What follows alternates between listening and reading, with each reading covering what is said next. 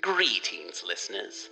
We're back, once again, to talk to you about the Cthulhu mythos, its books, its monsters, its unfortunate human casualties, its timeline in general, and even its tangential bits, like the Dreamlands, or things of a weird nature, or things that are Lovecraftian leaning, weird fiction, science fiction, horror, learn of terrible meetings in lonely places, of cyclopean ruins and vast staircases that lead down to abysses of nighted secrets, of complex angles that lead through invisible walls to other regions of space and time, and of hideous explorations in remote and forbidden places, on other worlds, and in different time-space continua. From the creation of our galaxy to the death of the sun, this is an exploration of the Cthulhu mythos from the perspective of humans' concept of history. We are the People's Guide to the Cthulhu mythos. You can find us at pgttcm.com, pgttcm.podbean.com, and you can find us on Facebook, Twitter, Instagram. The People's Guide to the Cthulhu mythos starts now. The People's Guide to the Cthulhu Mythos. Season 8.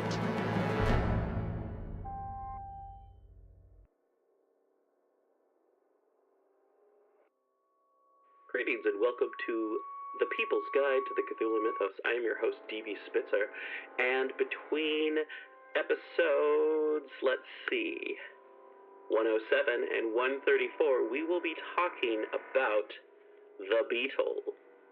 The Beetle, a Mystery, is a 1897 horror novel by British writer Richard Marsh. To tell you about it is to spoil it.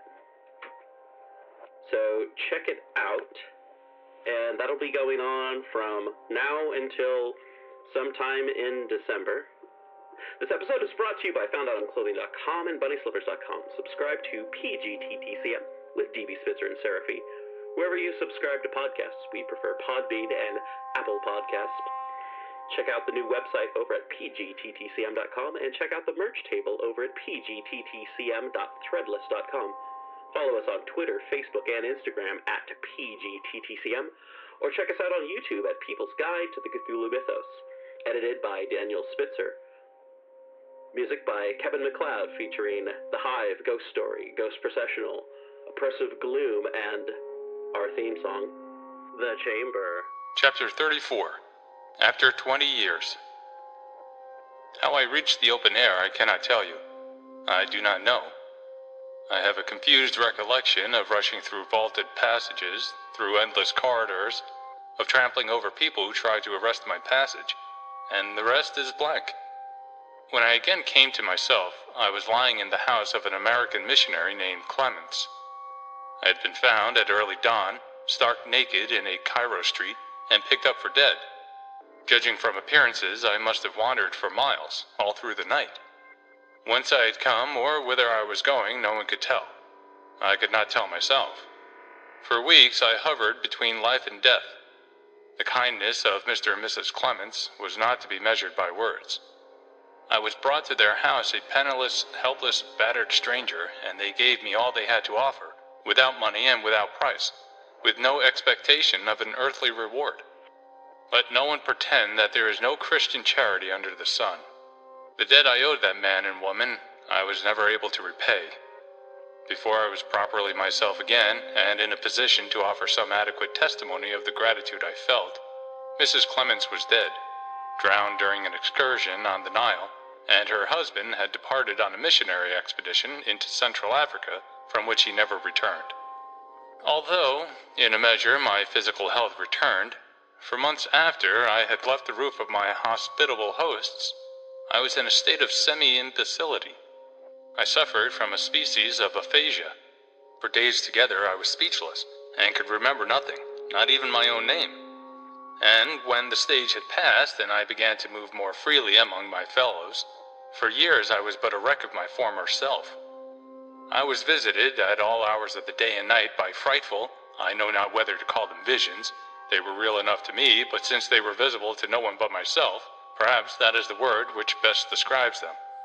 Their presence invariably plunged me into a state of abject terror, against which I was unable to even make a show of fighting. To such an extent did they embitter my existence that I voluntarily placed myself under the treatment of an expert in mental pathology. For a considerable period of time I was under his constant supervision, but the visitations were as inexplicable to him as they were to me. By degrees, however, they became rarer and rarer, until at last I flattered myself that I had once more become as other men. After an interval, to make sure, I devoted myself to politics. Thenceforward I have lived, as they phrase it, in the public eye. Private life, in the peculiar sense of the term, I have had none. Mr. Lessingham ceased. His tale was not uninteresting, and to say the least of it was curious, but I still was at a loss to understand what it had to do with me, or what was the purport of his presence in my room. Since he remained silent, as if the matter, so far as he was concerned, was at an end, I told him so. I presume, Mr. Lessingham, that all this is but a prelude to the play. At present, I do not see where it is that I come in. Still, for some seconds, he was silent. When he spoke, his voice was grave and somber, as if he were burdened by a weight of woe. Unfortunately, as you put it, all this has been but a prelude to the play. Were it not so, I should not now stand in such pressing want of the services of a confidential agent. That is, of an experienced man of the world, who has been endowed by nature with phenomenal perceptive faculties, and in whose capacity and honor I can place the completest confidence. I smiled. The compliment was a pointed one. I hope your estimate of me is not too high. I hope not, for my sake as well as for your own. I have heard great things of you. If ever man stood in need of all that human skill and acumen can do for him, I certainly am he. His words aroused my curiosity. I was conscious of feeling more interested than heretofore. I will do my best for you. Man can do no more. Only give my best a trial. I will, at once. He looked at me long and earnestly. Then, leaning forward, he said, lowering his voice perhaps unconsciously, "The fact is, Mr. Champnell, that quite recently events have happened which threaten to bridge the chasm of 20 years, and to place me face to face with that plague spot of the past. At this moment I stand in imminent peril of becoming again the wretched thing I was when I fled from that den of all the devils. It is to guard me against this that I have come to you.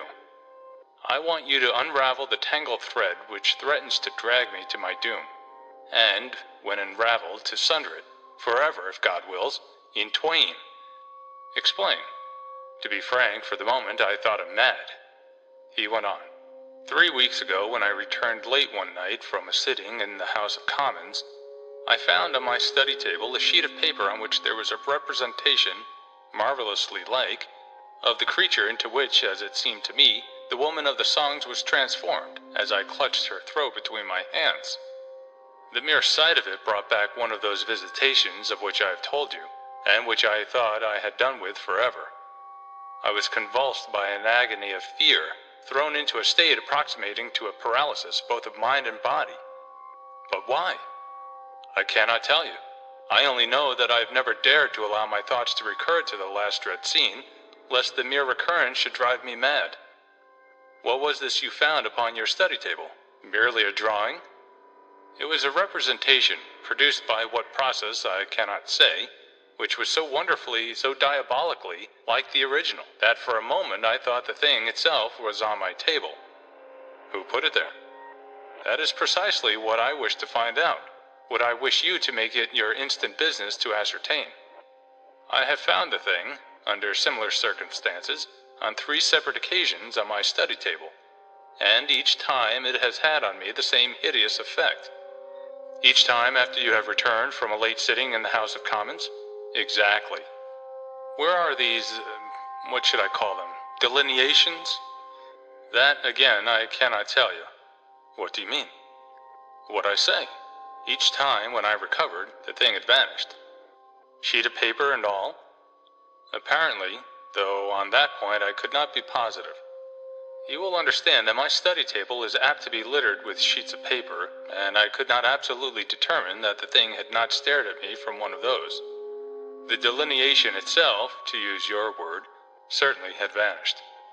I began to suspect that this was a case rather for a doctor than for a man of my profession, and hinted as much. Don't you think it is possible, Mr. Lessingham, that you have been overworking yourself? That you have been driving your brain too hard, and that you have been the victim of an optical delusion? I thought so myself. I may say that I almost hoped so. But wait till I have finished. You will find that there is no loophole in that direction. He appeared to be recalling events in their due order. His manner was studiously cold, as if he were endeavoring, despite the strangeness of his story, to impress me with the literal accuracy of each syllable he uttered. The night before last, on returning home, I found in my study a stranger. A stranger? Yes, in other words, a burglar. A burglar?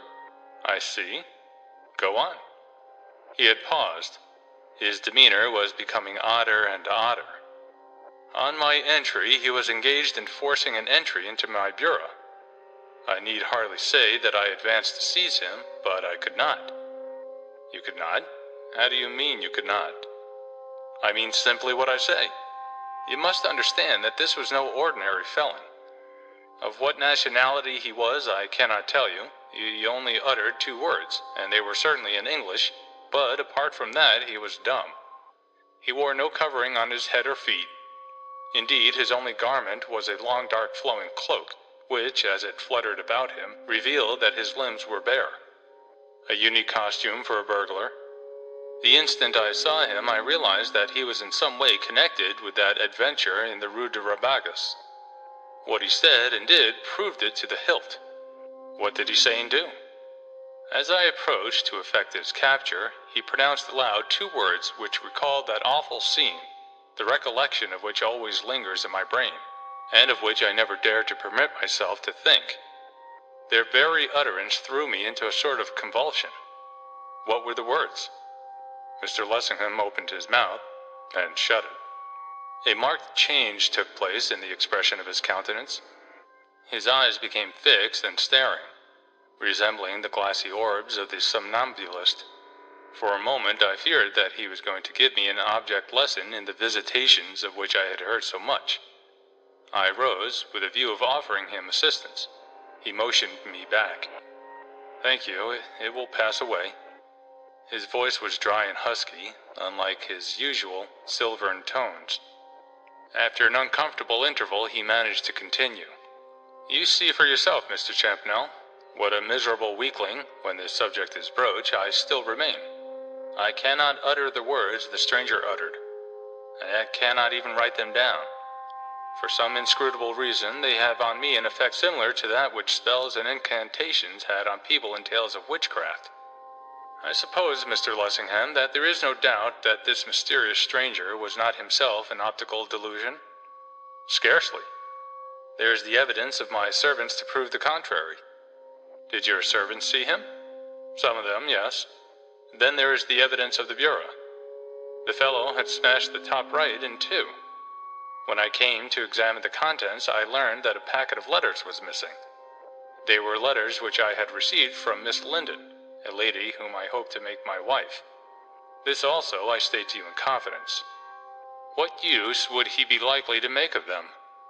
If matters stand as I fear they do, he might make a very serious misuse of them. If the object of these wretches, after all these years, is a wild revenge, they would be capable, having discovered what she is to me, of working Miss Linden a fatal mischief, or, at the very least, of poisoning her mind. I see. How did the thief escape? Did he, like the delineation, vanish into air? He escaped by the much more prosaic method of dashing through the drawing-room window and clambering down from the veranda into the street, where he ran right into someone's arms. Into whose arms? Constable's? No, into Mr. Atherton's, Sidney Atherton's. The inventor? The same. Do you know him? I do.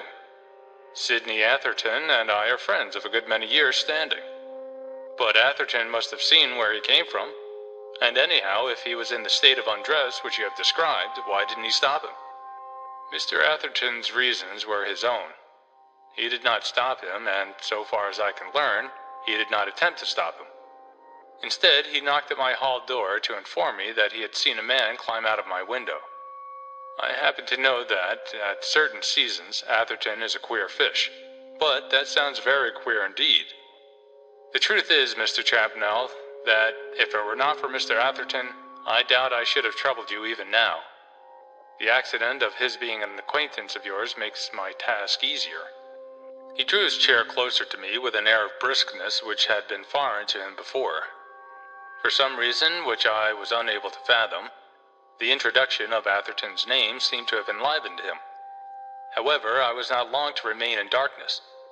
In half a dozen sentences he threw more light on the real cause of his visit to me than he had done in all that had gone before. His bearing, too, was more businesslike and to the point. For the first time I had some glimmerings of the politician, alert, keen, eager, as he is known to all the world.